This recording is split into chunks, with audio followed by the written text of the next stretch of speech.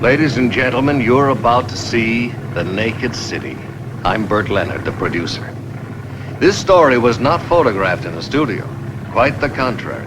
The actors played out their roles in the streets and the buildings of New York itself.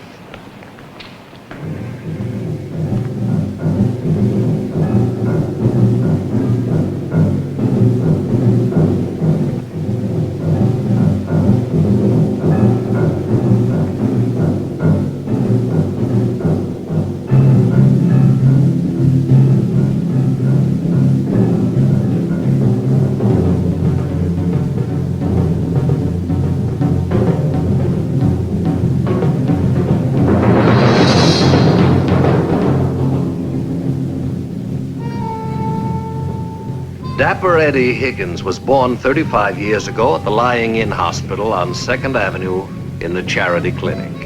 He was a male, white child weighing 3,615 grams. Now, as he sits back to absorb all the attention $20 can buy a man in a barber's chair, haircut, shave, glistening shoes, cultured cuticles, he weighs 150 well-tended, thoroughly gratified pounds.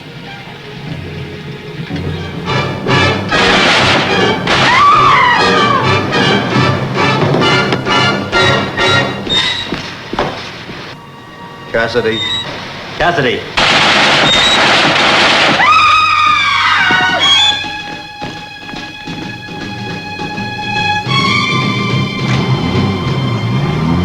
Now, Dapper Eddie weighed 152 pounds. Dead weight.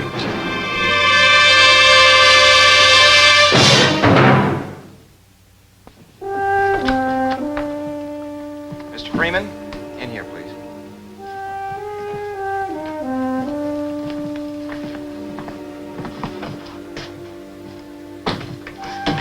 Sit down, please.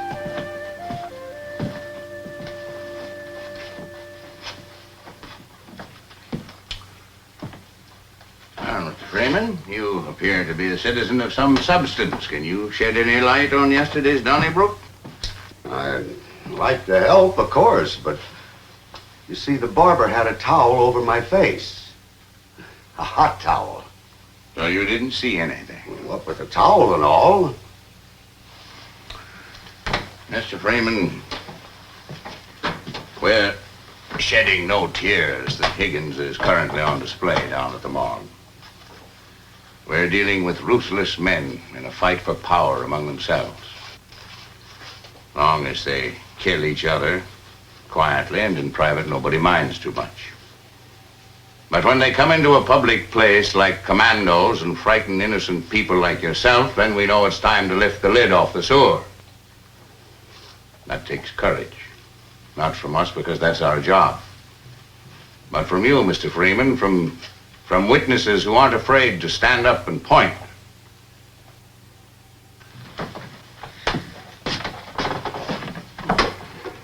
Let's take a look through that file, Mr. Freeman. See if you can recognize anyone you might have seen in the shop. Through the towel, that is.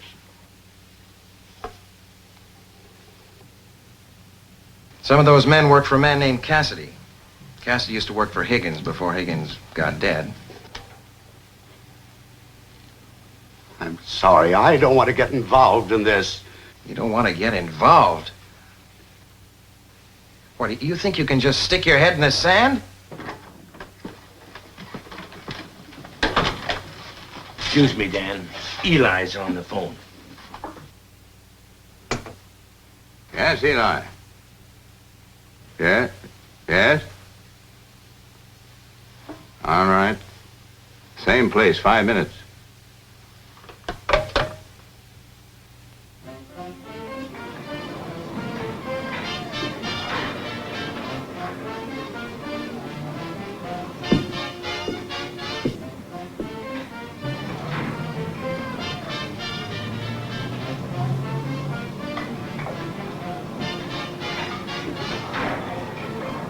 Cassidy's taken over. He's the one that ordered the hit. And that's what we figured. All the witnesses are tongue-tied. Got an angle for you. Dapper Eddie had a girl. For every night in the week. Gonna marry her is what I hear. Who is she? Linda Stevenson, 220 Central Park West. I'd get to her fast, Lieutenant. She ain't long for this world. Is that a fact? Why is that? Dapper Eddie knew Cassidy was trying to box him. If he was to leave anything behind, something that could deliver Cassidy to the authorities, who'd he most likely leave it with? The authorities or the girl?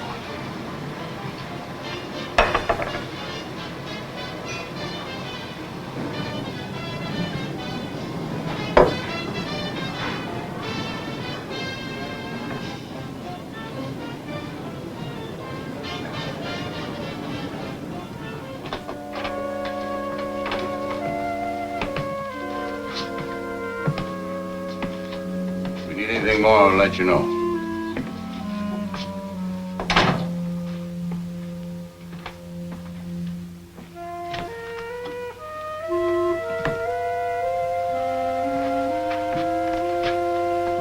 Oh, there.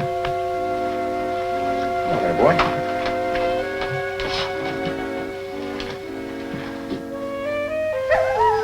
Some of this stuff's never been worn, Dan.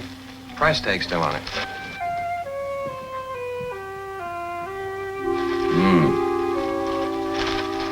Still see the imprint of her suitcase.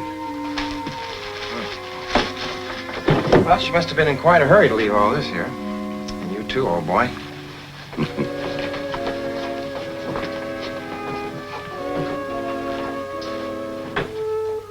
The town's full of girls in a hurry, lad. They come here looking for something. Freedom, they call it. They fight for the right to see whom they like, go where they like, come home they like. Manhattan's golden girls. That's how they think of themselves. Well, let's see where our little homing pigeon might have gone.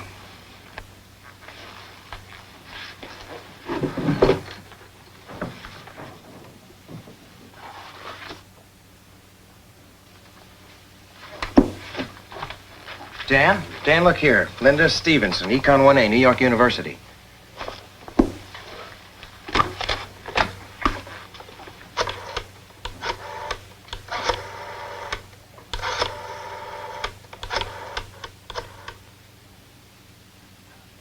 Captain Donahue. This is Dan, Sam. Can you get a car right up to NYU? And pick up the enrollment records of a girl named... Stevenson, Linda Stevenson. Linda Stevenson. And that's it. And Sam, tell the registrar no information about this girl should be given to anyone. I'm guessing her life depends on how well we cover her tracks.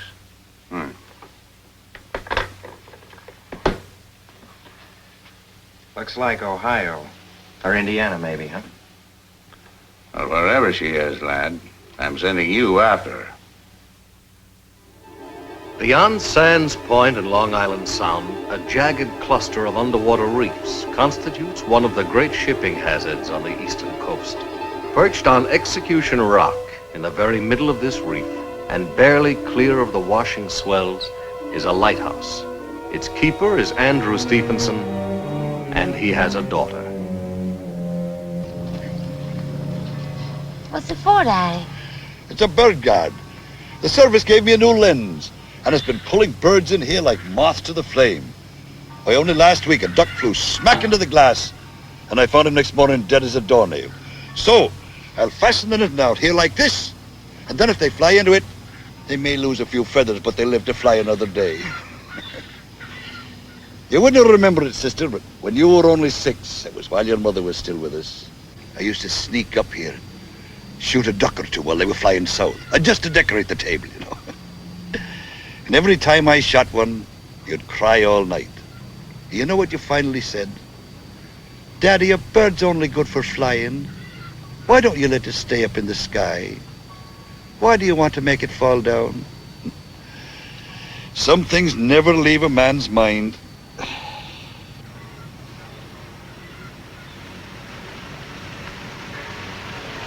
What boat? Charlie's bringing us a visitor. Why would anybody want to come way out here?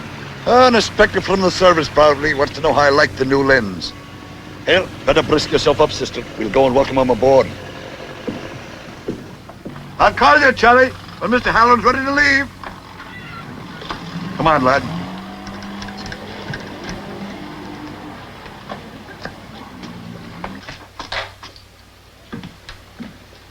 Linda, this is Detective Halloran. He's from the police. Jimmy Halloran, sir. Oh, darling, I haven't told Daddy yet.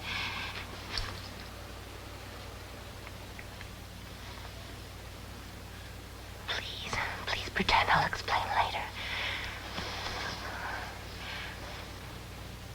Daddy, this is what I didn't want to tell you, not till I was sure. We're engaged, Jimmy and I. Well, he seems like a fine lad. Why shouldn't you be sure? If we get married now, it means I can't finish school, and I think of you out here, miles from anyone, and, well, I wasn't sure. So I ran home to think about things. What about you, Mr. Halloran? What do you think? Me? Well, I mean, that it's up to Miss Stevenson. To Linda. I want her to come back with me, but I can't force her. I've told Jimmy so much about our lighthouse. Well, you two go right ahead. Don't mind me. I'll start dinner. Do you like fish, Mr. Halloran? Oh, yes, sir. We have them right outside in our own front yard.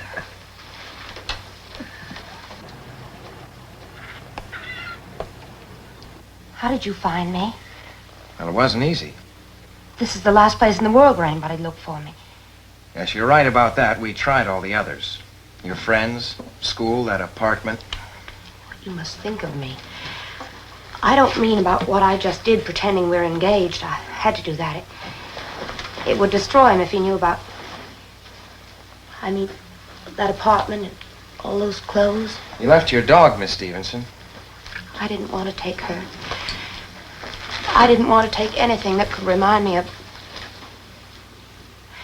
Tell me, how do you leave yourself behind when you can't stand yourself anymore? You just picked a bad sponsor, that's all. I like your word, Mr. Halloran. It's pitiless. And so precise. Well, I didn't mean it like that. I just asked you to believe one thing. I didn't know who he was. But he was kind to me. And he loved me. We were going to be married.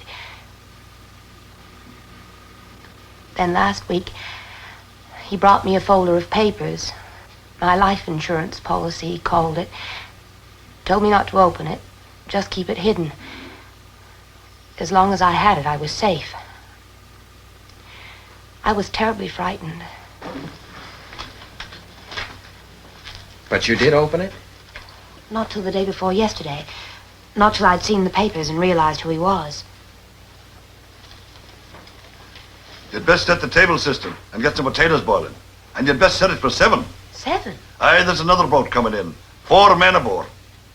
It must be the inspector's party.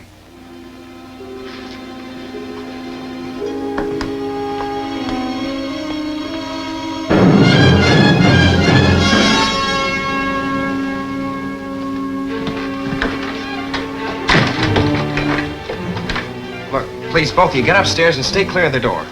What's all this about? I haven't Mr. got time to explain now. But the folder, it's not in the room, is it? No, it's upstairs. Well, get it and hide it. Hide it somewhere they can't find it. In case they get a chance to go looking for it. Mr. Halloran, if you don't... Do you have a gun? Well, a shotgun, that's all. That's all? Well, what gauge? 12 is double barrel. Well, get it. Well, there's no shells for it. Linda made me throw the box away. Oh, wait. I think there may be 1 shell left on each barrel. Well, I hope so, Mr. Stevens. Anyway, get the gun and take it to the tower. And take Linda with you.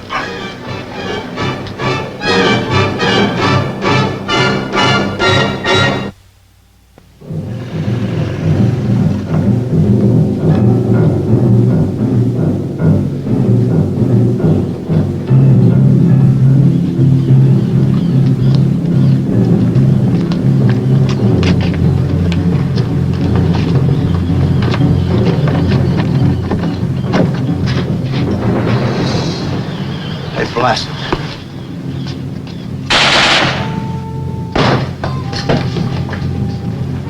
I've been tailing you all over Manhattan.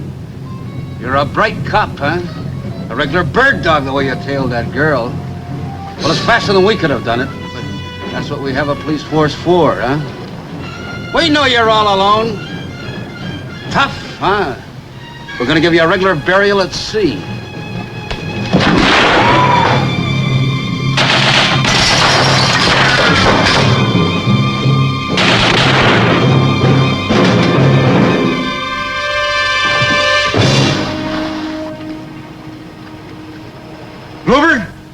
Gruber made a nice try.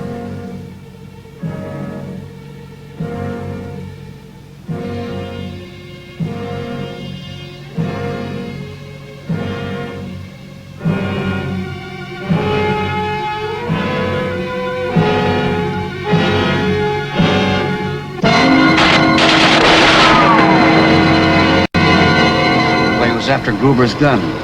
But the dumb slob, he only has 6 rounds in his own piece. They already fired twice. He's sitting on 4 shots, and that's that. This is what they came for, Jimmy. Let them take it. Sorry. Now they need us too. Sorry. What an empty little word. How very much it doesn't cover. Look, go ahead. Get up there with your dad. Let's stop messing around. I want to get back to the mainland before dark. Spray the joint for bugs.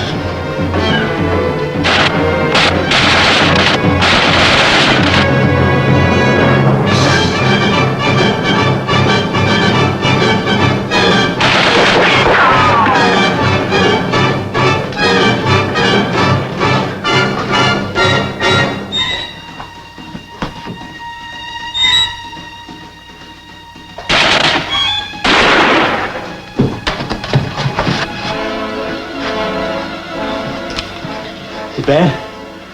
How do I know if it's bad? I don't feel nothing. You call that good? You better give me that gun. No. I want him. Only got 3 left, huh, copper?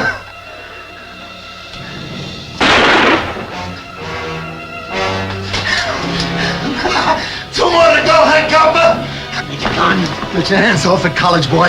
That cop's my takeout. Ain't been shooting on the range lately, huh, copper? Ain't been shooting like a good academy kid. You're getting sore from sitting around that station house.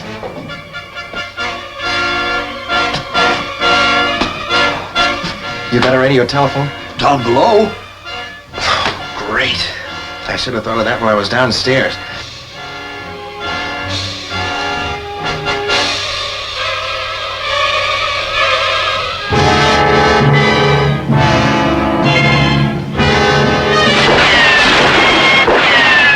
Hey, boss, Sarge. Come on up and watch the cop go out.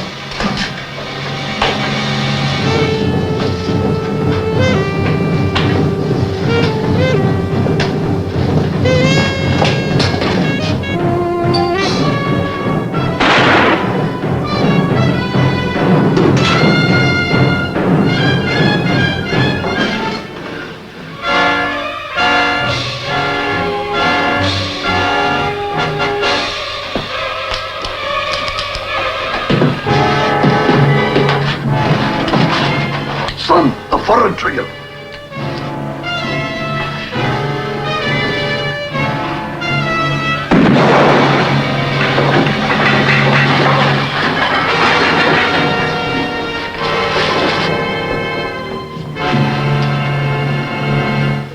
I never knew what a shotgun could do to a man. Why did you say forward trigger? There's only one shell in the gun. If it pulled the other trigger, you'd hit an empty barrel. They'll go now, maybe. No, not yet. Well, that probably puts the cat among the pigeons. What have they got against you, lad? Well, it's a long story. We may not have time to finish it. Look at it this way. They don't know you're holding an empty gun. There's no other way to look at it.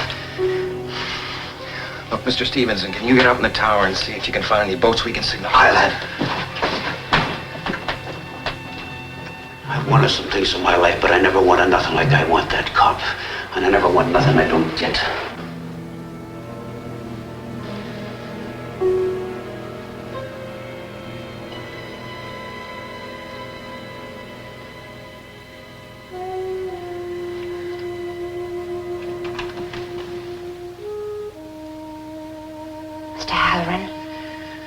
Yeah.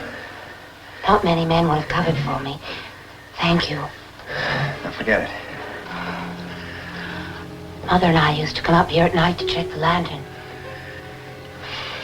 It must have been pretty lonely. I grew up with seabirds, gulls and pelicans and geese. That's why it seems so sad to me now that we'll never be able to finish the bird guard Daddy started. The bird guard? Without it, they'll fly in and die against the light. Like me. Like I died against the city lights. Do you have a girl, Jimmy? Yeah. 2. Janet and Debbie. Janet? Your wife?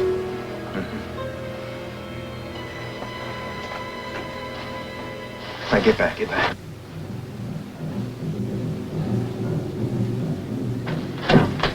There's not a boat in sight. Great. What about the buoys? That might distract them for a second or two anyway. What do you mean the buoys? The fog signals, they're in the buoys. And they make a terrible racket. Like sirens.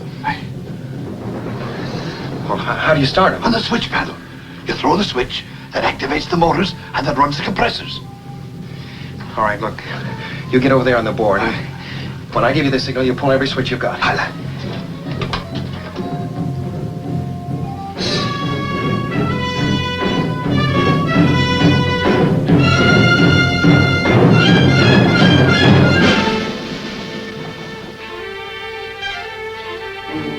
Cassidy? Listen to me. I want you to drop your gun and come out where I can see you.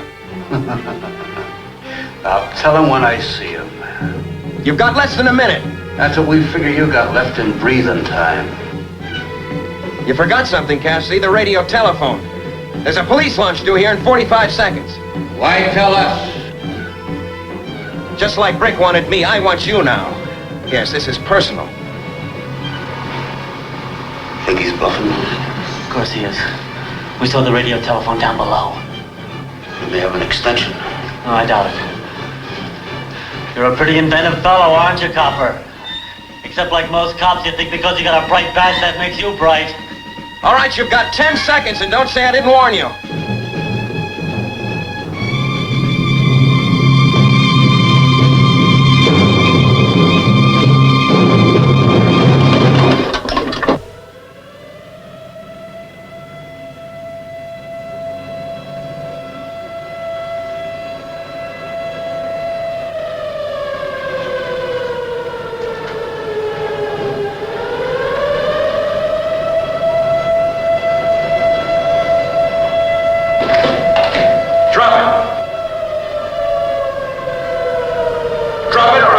Kill you both.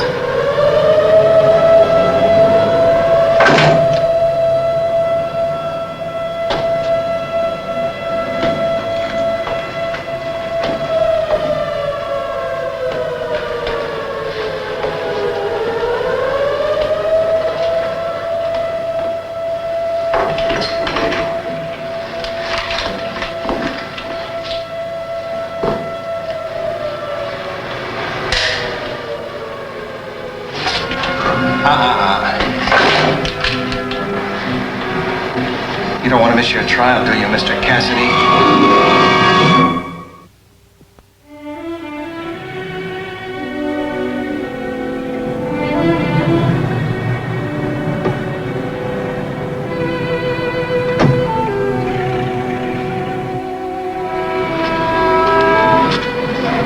Goodbye, Jimmy. Goodbye, Linda.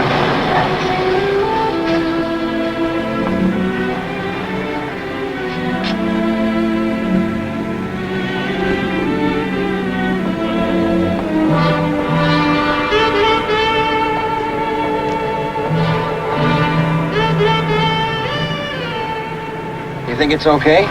Well, she gave her to you for Debbie, didn't she? Well, let's just hope Janet understands. I imagine she will. All right, let's go, our Carol.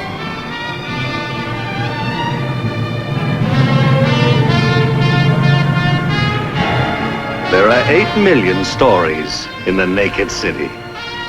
This has been one of them.